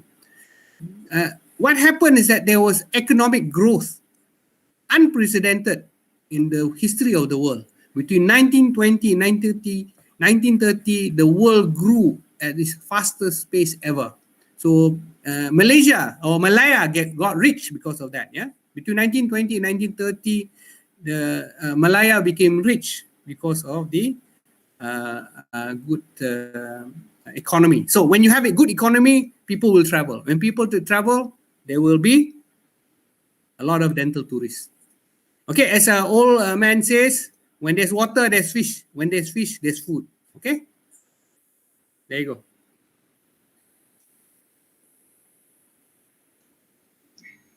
Thank you, Doctor. The answer you gave. So we have the last question here from Mitchard. Salam, Doctor. If I own a clinic at an outskirt area other than KL and Klang Valley, do you think it's possible for my clinic to achieve dental tourism? Assalamualaikum ni. I know this boy. Yeah, well, he's not a boy. He's a young man. Okay. Yes, of course. There's always the possibility. In fact, the possibility even better. Why? Because you see nowadays with the internet, with all the broadband that we have, communicate. So location, although location is very important, as I said, paradoxically, with good internet connection, with good communication, that will draw you patients from unexpected places. So if your place could be somewhere which is far away from KL, okay, I can give you an example. Kota Baru, Kuala Terengganu. Why not dental tourism? Okay. Other places like Sungai Besar. Why not dental tourism? Because why? Okay, we got good beaches in Kuala Terengganu, in Kota Baru. But remember, local tourism of somewhat international standard can be developed in places like Sungai Besar. Why? Because you got the paddy field. So if you can get them to come, and a lot of these nouveau tourists, new tourists, they don't want to go into big town anymore. They want something different. So why not you arrange with a local bed and breakfast place, like a homestay. So you introduce a homestay. near places like near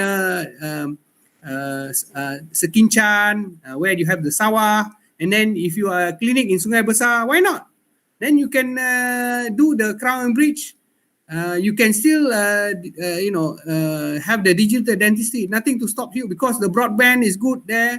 You can still send to laboratory in Kuala Lumpur, and then with Grab now you can actually bring all the product from KL down to Sekinchan or Sungai Besar, no problem. So you can develop dental tourism in outskirts, but you have to look into what can your local area provide for the dental tourists and what you can provide as a practitioner. That means that the most important thing, you must be good in what you do. You have to have good international standard. If you don't, then it's a problem. Okay?